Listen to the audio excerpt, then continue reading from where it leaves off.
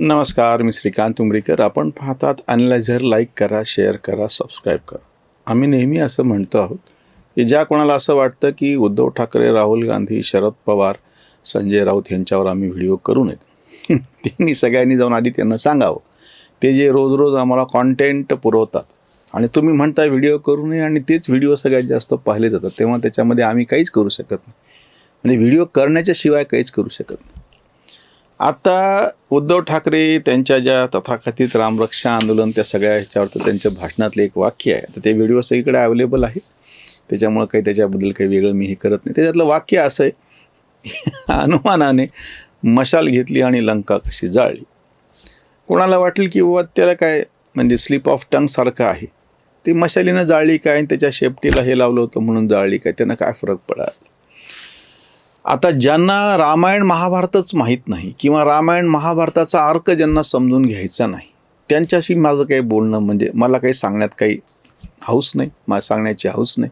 त्यांनी त्यांचं समजून घ्यावं, नाही तर न समजून घ्यावं. पण ज्यांना ह्याच्यात रस आहे, रामायण महाभारत त्याच्यातल्या घटना प्रसंग आणि वर्षानुवर्षे का चालू आहे. हनुमानानं लंका जाळलेली नाही.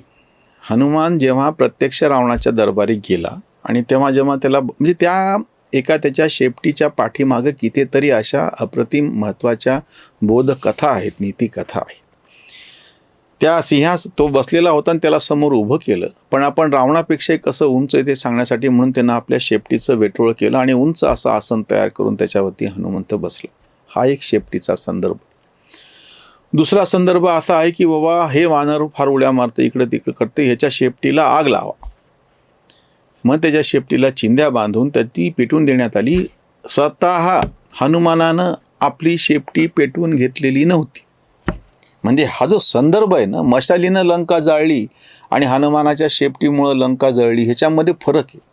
आता हे ज्याला समजत नाही तो असे वाक्य वापरतो उद्धव ठाकरे. उद्धव ठाकरेंना ते काही समजत नाही ती गोष्ट वेगळी, ते कुठल्या शाळेमध्ये शिकले मला माहिती नाही. पण जो किमान मराठी शाळेमध्ये शिकलेला आहे त्याच्यासाठी अभ्यासक्रमामध्ये सुद्धा रामायण महाभारताच्या कथा होत्या. आताचा नवीन अभ्यासक्रम ह्याच्यामध्ये काय मला माहिती नाही. हा जो संदर्भ आहे, नंतर जेव्हा तुम्ही त्याला त्रास दिलेला होता, तो स्वतः हातात मशाल घेऊन लंका जाळायला निघालेला नव्हता. तुम्ही त्याला त्रास दिला, तुम्ही त्याचं आराध्य दैवत असलेल्या रामाची पत्नी पळून आणली, त्याच्या शेपटीला तुम्ही चिंध्या बांधल्या आणि मग त्याला आग लावून दिली आणि मग ज्या पद्धतीनं तो जिकडे तिकडे नाचत सुटला आणि मग ते आपण कुठून याच्या शेपटीला आग लावली की असं झालं. म्हणजे आपण एखादी गोष्ट आपल्या अंगावर ओढून घेणे असा तो संदर्भ आहे सगळा. आणि मग त्याने ती शेपटी मग सगळीकडं लंका सगळी पेट जिकडं तिकडे घेतला आणि मग नंतर त्यानं समुद्राच्या पाण्यामध्ये ती बुडवून ती आग शांत केली, ती आग बुजवली आणि त्याची शेपटी वाचवली वगैरे वगैरे. ही कथा आहे. दोनमध्ये इतका साधा शब्दाचा फरक आहे असं नाही आहे. मशालीनं लंका जाळली आणि शेपटीनं लंका जाळली. मशालीनं लंका जाळली हे वाक्य बरोबर आहे, जाळली असली असती तर, पण शेपटीनं लंका जळाली आहे. तो स्वतः जाळत सुटलेला नव्हता, त्याच्या शेपटीला तुम्ही चिंध्या बांधल्या, त्याच्या शेपटीला तुम्ही आग लावली, मग तो त्याच्यानंतर पुढची गोष्ट त्यांनी केलेली कृती आहे. आता हे उद्धव ठाकरेंना माहितीच नाही. आता कोणाला असं वाटेल की उगाच तुम्ही एक शब्द घेतला आणि त्याच्यावरती खेळ करतात. मी तुम्हाला पुढचा अर्थ सांगतो जो जास्त गहन आहे. एकनाथ शिंदेचं जे अख्खं प्रकरण आहे ते उद्धव ठाकरेंनी स्वतःहून घडून आणलेलं आहे. स्वतःहून हनुमानाच्या शेपटीला चिंध्या देऊन आग लावलेली, त्याच्यानंतर मग पुढचं महाभारत घडलेलं. छगन भुजबळ गेले, त्यांचं जे काय असायचं ते असेल. राज ठाकरे गेले, नारायण राणे गेले. हे तिन्ही प्रकरणं वेगवेगळी आहेत. एकनाथ शिंदे हा हनुमानासारखा तुम्हाला निष्ठावंत होता, सगळं तुमच्यासाठी करत होता, त्याच्यात काहीच घडलेलं नाही आहे. तुम्ही जेव्हा महाविकास आघाडीमध्ये गेलात तेव्हा तोही तुमच्याबरोबर गेला. हा माणूस मागं राहिलेला नाही किंवा काहीच म्हणलं नाही. तो निष्ठावान शिवसैनिक होता. बाळासाहेबांना जे काही त्यांनी शब्द दिला, त्याच्यानंतर उद्धव ठाकरे, त्याच्यानंतर आदित्य ठाकरे, कोणाच्याच बाबतीत त्यांचं काहीच म्हणणं नाही आहे, काहीच घडलेलं नाही आहे. आता शेपटीला चिंध्या बांधून आग कुठं लागली मी तुम्हाला सांगतो. तुम्ही राम बनायच्याऐवजी तुम्ही रामाचे बनलात रावण. आणि तुमचा एकनिष्ठ असलेल्या हनुमंताच्या शेपटीला तुम्हीच आग कशी लावली. पहिला जो प्रसंग सांगितला जातो की शिवसेनेचा वर्धापन दिनाचा कार्यक्रम होता, त्या हेलिकॉप्टरमध्ये दोघंच जण बसले, जागा नव्हती. एकनाथ शिंदे चढत असताना आदित्य ठाकरे अरे तुरे म्हणे तू चढ नको, तू यायचं नाही, असं बोलल्याची ते सगळे तेव्हाचा तो प्रसंग आहे. खरं खोटं ज्यांना करायचं त्यांनी करून तपासून सांगा. म्हणजे पहिले तुम्ही सुरुवात केली. एकनाथ शिंदेनी तक्रार अशी केलेली होती की शिवसैनिक हे गावोगावचे परेशान आहेत, कारण की राष्ट्रवादीचे जे पालकमंत्री त्यांच्या हाताला काहीच लागू देत नाहीत, काम करू देत नाहीत, निधी पोहोचू देत नाहीत. तुम्ही दुर्लक्ष केलं. हिंदुत्वाचा मुद्दा आपल्याला जड जाणारे 2 वर्ष काढले, कोरोना होता, निभलं, सगळं निभलं. आता निवडणुकांना तोंडात द्यायचे, म्हणजे स्थानिक स्वराज्य संस्थांच्या निवडणुका वगैरे काय करायचं, लोकांना आपण काय उत्तर द्यायचं. आणि आपला 2-2.5 वर्षाचा कारभार असा आहे की आपण तर हिंदुत्वाचं सोडा पण उलटं केलेलं आहे. ह्याचं उत्तर काही नाही. आणि तिसरा जो महत्त्वाचा मुद्दा होता ज्याच्यामुळे हनुमानाच्या शेपटीला आग तुम्ही लावलेली कसं आहे ते मी सांगतो. तुम्ही भेटायलाच तयार नाही.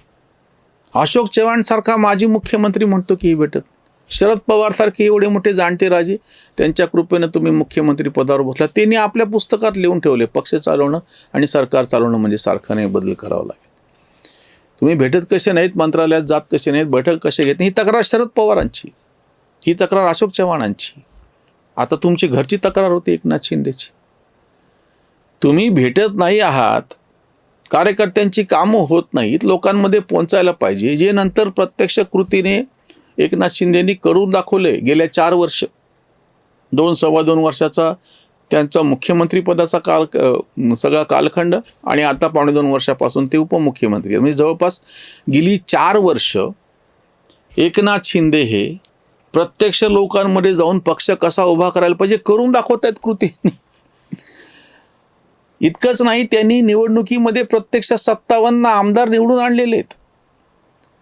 आत्ता स्थानिक स्वराज्य संस्थांच्या निवडणुका असोत किंवा विधान परिषदेच्या निवडणुका असो, प्रत्येक ठिकाणी आपल्या पक्षाचं हित पाहत, आपल्या पक्षाला जास्तीत जास्त आपले माणसं कसे निवडून येतील ह्याचा विचार करून प्रत्यक्ष करून दाखवलेले.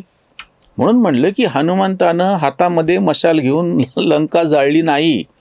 तुम्ही त्याच्या शेपटीला चिंध्या बांधल्या होत्या, तुम्ही त्याला त्रास व्हावा म्हणून आग लावली होती. तुम्ही तुमच्या सैनिकांना, शिवसैनिकांना त्रास दिलात. तुम्ही हे जे सगळे तुमचे निष्ठावंत असे हनुमंत होते सगळे, एकनाथ शिंदे त्याचं प्रतीक आपण समजत. गावगावचे होते ना.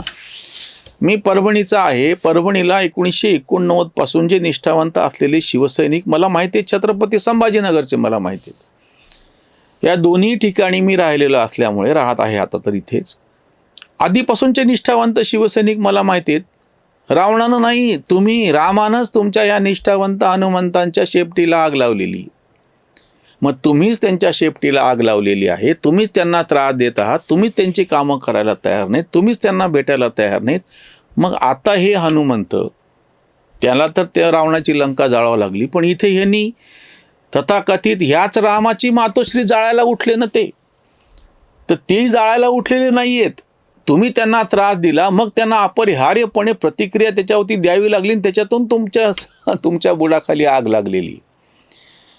आता तुम्हाला हे काहीच माहीत नाही, काही संदर्भ माहिती नाहीत, आपण काय बोलावं. तुम्हाला रामायणच माहिती नाही आणि आता तुमच्या घरात पक्षात घडणारं महाभारत तरी तुम्हाला कसं कळावं. त्यावरची वसंतवाणी. उद्धवाचे ऐका नवे रामायण, लंकेचे दहन कसे झाले. मारुतीने म्हणे घेऊनी मशाल, केले बुरे हाल लंकेचे त्या. त्याचे पक्षचिन्ह, ज्याचे पक्षचिन्ह मशाल विजली, त्याने सांगितलेली गोष्ट ऐसी. विसरे उद्धव शेपटीती मोठी, साठी बुद्धी नाटी झालेली का. अजून संपेना 5 टोमणे, तेच रडगाणे गद्दारीचे. गेले एक मातोश्री रिकामी, उरे बिनकामी बुण घेते. कांत म्हणे लंका यांचीच पेटली, भाषाही विटली टोमण्यांनी, भाषाही विटली टोमण्यांनी. रावणाच्या लंकेचं काय मला माहिती नाही, पण मातोश्रीची मात्र लंका नक्कीच पेटलेली आहे. आणि तीही तुमचेच निष्ठावंत असलेल्या हनुमंतांच्या शेपटीला तुम्ही आग लावली आणि त्यांच्यामुळं मातोश्रीची लंका पेटली आहे. इथे थांबूयात. धन्यवाद. धर्मजागृतीचा विधायक बुरुज